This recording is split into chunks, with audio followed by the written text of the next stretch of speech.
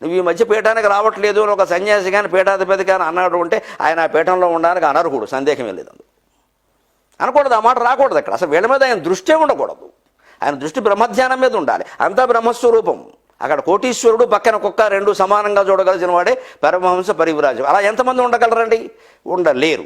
నేను చెప్పాను ముందే, మనిషి బలాన్ని కాదు బలహీనతను కూడా అర్థం చేసుకున్నదే హిందూ ధర్మం. అందుకే భగవద్గీతలో చెబుతున్నాడు, నాయన సన్యాసం చాలా గొప్ప ఆశ్రమం అయ్యా, సందేహమేం లేదు. అర్జున, అష్టావక్రుడు సన్యాసి నీకు తెలియందేముంది?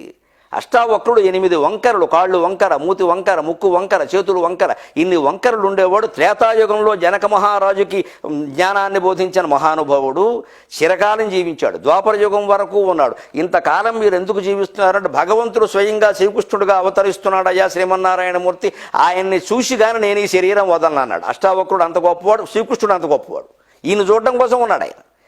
శ్రీకృష్ణుడు తర్వాత భారత యుద్ధం కూడా ముగిసి ఉన్నటువంటి సందర్భంలో ద్వారకలో ఉంటే అష్టావక్రుడు ఆయనకి అంత విదేక రాజ్యాన్ని నడుచుకుంటూ వచ్చి యుగాల పర్యంతం జీవించి నడుచుకుంటూ వచ్చి శ్రీకృష్ణుడు దర్శించాడు. దర్శించాక శ్రీకృష్ణుడు అంతకంటే ఆయన విలువేమిటో తెలిసినవాడు కాబట్టి, పరమహంస పరివ్రాజకాచార్య అంటే అష్టావక్రుడిని మించి ఎవరు ఉండే అవకాశమే లేదు కాబట్టి ఆయన దిగి వచ్చి అష్టావక్రుడు కాళ్ళు బంగార పళ్ళెంలో పెట్టి కడిగి ఆ నీళ్లు నెత్తి మీద జల్లుకున్నాడు శ్రీకృష్ణుడు. ఆశ్చర్యం అండి, భాగవతంలో ఉంటుంది ఈ పరిణామం. అలా కాళ్ళు గడుక్కుని నెత్తి మీద జల్లుకోగానే అలా వెనక్కి అష్టావక్రుడు పాపం ఏ కుర్చీలో కూర్చున్నాడు, ఎక్కడ కూర్చున్నాడు, ఇలా వెనక్కి జారబడ్డాడు, ప్రాణం వదిలేశాడు. వెంటనే శ్రీకృష్ణుడు స్వయంగా ఆయనకి అంత్యక్రియలు చేశాడు. మరి ఆయన సన్యాసి కదా, భార్య పిల్లలు ఎవరు లేరు, ఎవరు చేస్తారు? ఆయన చేశాడు స్వయంగా. ఆశ్చర్యం ఏంటంటే అప్పటికి శ్రీకృష్ణుడికి తల్లి తండ్రి ఇద్దరు బతికున్నారు.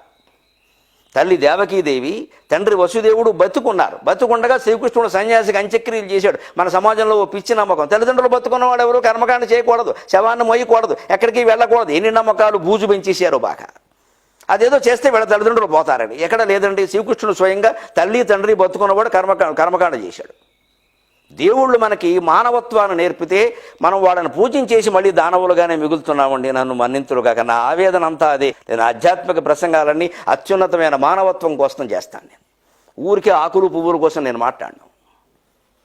నాకు కావలసింది మానవత్వం, నాకు కావలసింది అత్యున్నతమైన ఔదార్యం, ఆత్మజ్ఞానం కావాలి మనిషికి.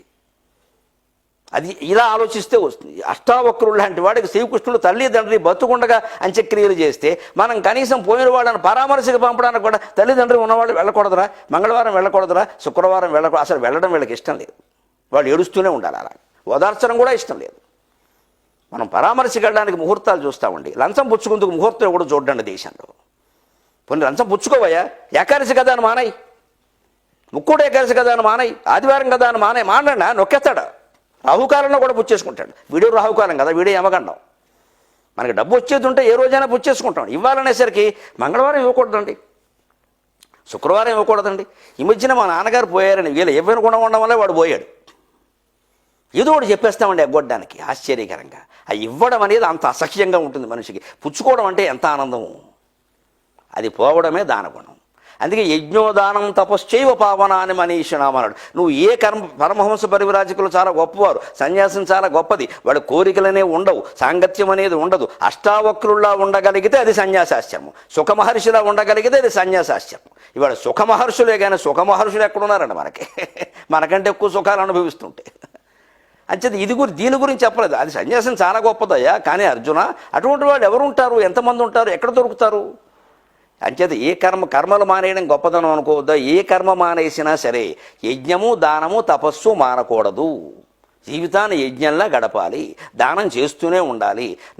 భగవన్నామస్మరణ, నమ శివాయ నమో నారాయణాయ నమో నారాయణాయ, శ్రీమాత్రే నమః ఏదో ఒక భగవన్నామాన్ని నిరంతరం మనసులో స్మరిస్తూ ఉండాలి. అదే తపస్సు. ఈ తపస్సు దానం యజ్ఞం మానడానికి వీలు లేదు అని మానకూడని పనుల్లో పరమహంస పరివ్రాజకాచార్యులు కూడా మానకూడని పనుల్లో దానం గురించి చెప్పాడు. అంటే మనం సంసారాల్లో ఉన్నవాళ్ళం, వ్యాపారాలు చేస్తున్న వాళ్ళం, సంపాదిస్తున్న వాళ్ళం, దానగుణం మనకెంత ప్రధానమో మనం ఆలోచింతుముగాక.